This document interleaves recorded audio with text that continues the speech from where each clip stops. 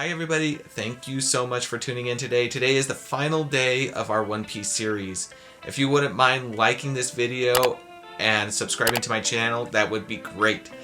All comments are also appreciated, so let's get into today's video.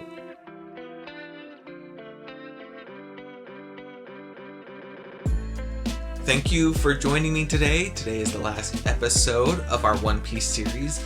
It's going to be absolutely marvelous, if you know what I mean.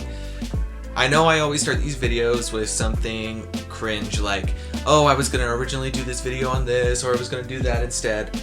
But today I actually mean it. Originally I was going to do a video on Kobe and bad haircut. I cannot remember Axehand Morgan's son's name. So for the sake of this video, I'm not going to pain you guys with that. So instead, we are going to have a conversation on my other two favorite characters, which are Zeph and Vice Admiral Garp. Now the reason those two is because both of these individuals represent passing the baton to the next generation. There's a lot of people out there today that believe that because they're still able-bodied, that they're still in charge. And while that might be true from a surface level point of view or perspective, you've got to look at the needs and wants of the younger generation. I'm going to look at the US as an example for a moment here. If you look at every single person who is under the age of 30, there are three common fears. 1, how come I don't have very many friends? 2, how am I going to meet my future spouse, partner, or love interest? And 3, how on earth am I going to survive in this economy, and how can I buy a home? I know that's kind of a long-winded way to put that third one into one question, but I promise it's relevant.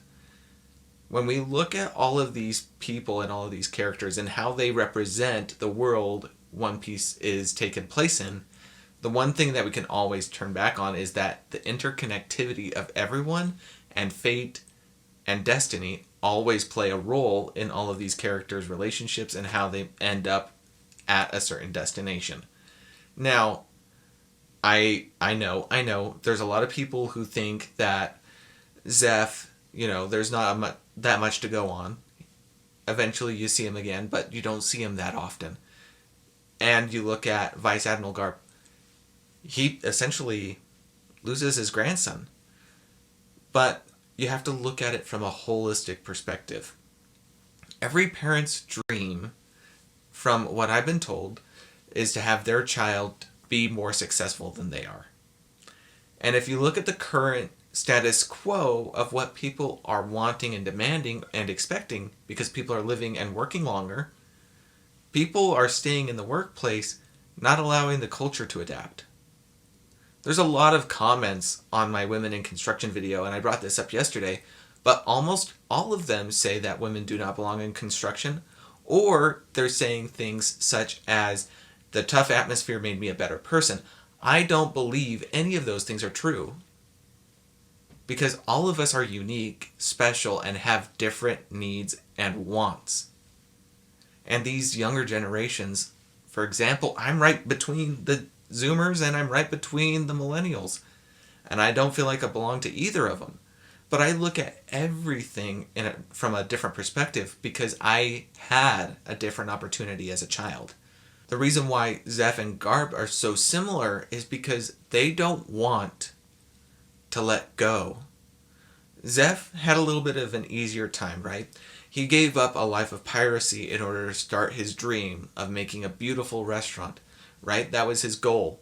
All along, do some pirating, save his money, and do something productive with it. Vice Admiral Garp loves the idea of keeping the seas safe. How do you do that as you age? We often think of, holistic living, right? Which is oftentimes overlooked. When you look at aging, a lot of people like to look at aging in place as a great example for how to adapt with the times. And that's a phenomenal point of view to have, right? That's adaptability. When you look at it from the other perspective, you see a bunch of people that are flailing around. You have, other generations, such as the Gen Xers. Now that group is pretty small. However, the issue with the Xers is that they think very much like the previous generation and the previous generation before that. The younger generations is that they're a lot more open-minded, at least statistically speaking. I look at everything that's going around and we can't help but wonder what is going through these two men's head. Mentioned yesterday that Zeph ate his own leg in order to survive. That not only is a traumatizing experience, but that is a level of dedication and sacrifice that you would see from any father, any mother trying to protect their children. The children are the next generation, and what values are you going to instill in them? Fortunate for Zeph and fortunate for Sanji, they both had the same dream, and it enabled Zeph to try and get Sanji ready to go out on his own. Sanji didn't want to let go because he was telling himself that he had to stay. But when he was able to let go and move on, he was able to accomplish wonderful things. Monkey D. Luffy. He is an amazing, amazing person. Incredibly different. Has the social grace of a rock. Very similar to me.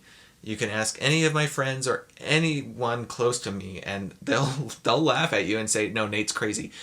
The funny thing about Luffy is that he is someone who not only defines autism spectrum disorder, but he embraces it without any of the stigma, the negative stigma and stereotypes that come with it, and he's able to be his own person.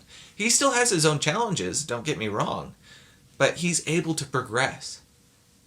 When Zeph encounters Vice Admiral Garp in his restaurant, the one thing that happens is that they're able to have an honest conversation, and that conversation leads to them acknowledging that there is a younger generation that's ready to start something new, change the way things are done. If we continue the path that we are on, going back to the U.S. financial situation for a minute, and it's probably a worldwide thing, right? Things are incredibly unaffordable right now. When you look at population decline, not only are people not wanting to have kids as much, the people that want to have kids can't afford them. So not only are you slowing the economic growth, you're slowing the development of the future generations. And when you slow that down, you're slowly suffocating the change that needs to take place in order for the future generations to grow and thrive. I love Vice Admiral Garp's growth in the story. From episode 1 all the way up until the end, what you start with is someone who is cold, calloused, ready to, do everything to force his will upon his grandchild. But by the end, he's willing to let that all go to allow his grandson to be his own person. Zeph, he was already willing to let Sanji go, but Sanji couldn't let himself go. And because Sanji couldn't move on, Zeph allowed him to foster that animosity. Specifically Sanji, right? We're talking about Sanji here, not Zeph.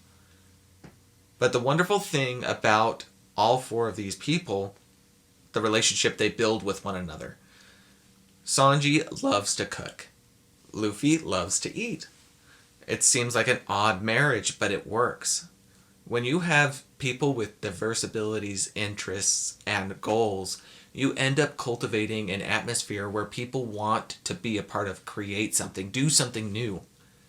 When we look at the construction industry, for example, there has been very, very slow change. I've worked for a lot of medium-sized companies, and those companies tend to treat you the best because the largest of the companies tend to have this mentality, if it ain't broke, don't fix it. If it ain't broke, don't fix it exists as an archetype and a stereotype and a phrase all at the same time. What that represents is anger, frustration, and the ability to leave it alone. When you do not adapt, innovation stops. When innovation stops, growth stops. And that comes from both a personal, holistic, and an emotional perspective. You have to be able to move on. Just because you have a fondness of the past or a strong sense of nostalgia doesn't mean that things were different, things were better. The world has been a crazy, chaotic place since its inception, since its creation. And the beautiful thing about life is that we have the consciousness and the ability to create something with something as simple as a rock and a piece of sand that we molded down into glass. And somehow we're able to talk into an inanimate object and transmit these messages far and wide. My parents, they would have never seen that coming. The internet was created back in the 90s, sure. But my mother would have been, coming out of high school by the time it started gaining traction. My aunts and uncles, who are older, same boat, never had a chance to look at it. When you look at the past and say, okay, well, we use textbooks, we use this, we use that, that's great and fine, but that's not the reality that the young generations are living in. We're living in a world filled with artificial intelligence. We're living in a world filled with the world's information at the tip of our fingers. How can an older generation deny the future prospects of what the needs and interests are of the younger generations? When you do not adapt, things tend to break.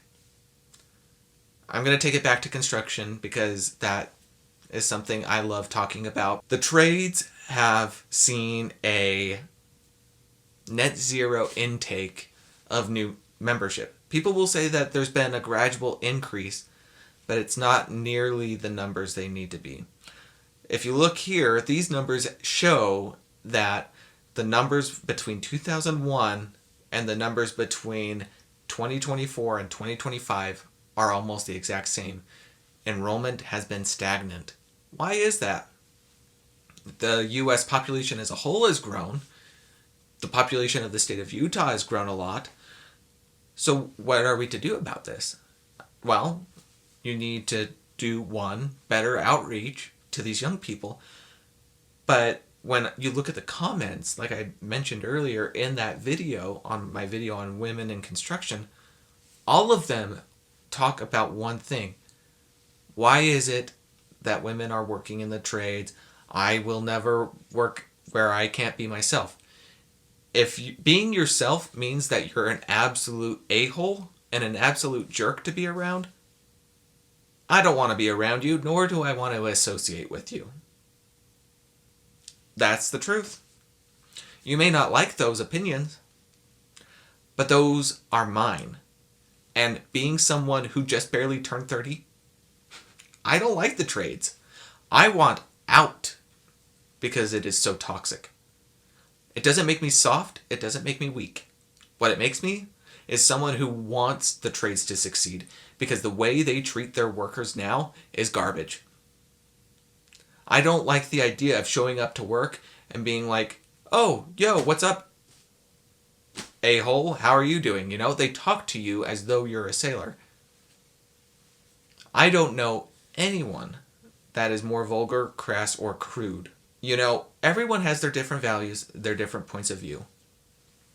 Talk to anyone I know, and they'll probably tell you that I curse like a sailor. But cursing is different than sexualizing every single object. It's different than talking down to every single one of your peers. It's different than condemning every wrong action without a solution. If you want to instill hope and growth in the future generations, you need to be encouraging. It doesn't mean you have to treat people like children. You have to treat people with respect. Be kind. When you go home every single day, you're not going to tell your 8-year-old to F off. Some people might, but those people are the exception and not the rule. You're going to be kind. You're going to be gentle. Why? Because that child is your world.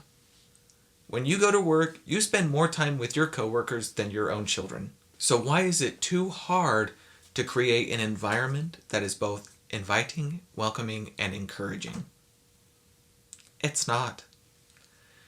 If you really believe that there is no hope, then continue down the path of endless consumption. Continue down the path of burning every single bridge. Continue down the path of getting more and more stuff that you do not need. My passion is to not just inform, but analyze.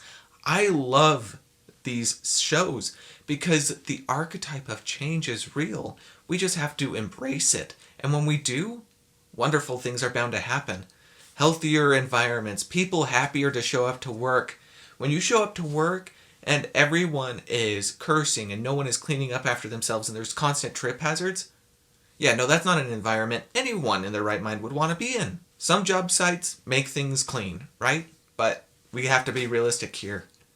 And what it actually comes down to is change. It's the only true constant. Zeph, as mentioned earlier, is someone who is ready to move on, ready to start the next chapter of his life. He got everything he wanted out of that unfortunate circumstance with that shipwreck. Let's look at Luffy's grandpa. He was ready to kidnap his grandson and arrest his friends and possibly kill his friends in order to get him out of piracy. What anyone wouldn't do for their own children, their own flesh and blood. But at the same time, why are you restricting their bodily autonomy and their ability to choose? We have so many opportunities in the modern era to do almost anything. I mean, I'm talking to you guys on a piece of metal and glass, transmitting all of these sounds and visuals through the airwaves across time and space. How cool is that? That's amazing. Our potential for creation is immeasurable. And when we take the time to actually embrace someone's unique attributes, don't be surprised when you learn something new. Don't be surprised when that person makes you laugh or smile and say to yourself, man, without that man on our crew, I would be miserable. Without that woman on our crew, I'd be miserable. They brighten up my day. You want people like that. Morality all comes down to one thing: fulfillment and achievement. I know they're two different words, but they have more in common than you can think. When we're able to analyze things from a surface level, it might just be entertainment value. But I believe that a lot of these shows and a lot of these movies that are coming out truly showcase what the future can be like. Maybe not from a practical perspective, but from an emotional perspective, from a vulnerable perspective, from a place where we can all learn and grow together. This video is the last in the One Piece series. I am grateful to have done this with you guys. I am so excited to do what's next. And as a friendly reminder, tomorrow is a recap day. Videos are going to be relatively short, and we'll go over and do a run through of what we went over the entire week. On Sunday, we have Construction Sunday, and I can't wait to talk to you guys on Sunday because it's going to be fabulous. Let's just say that. Hopefully that wasn't too much of a giveaway. And until next time, this has been my coffee corner, and I'll catch you on the next one.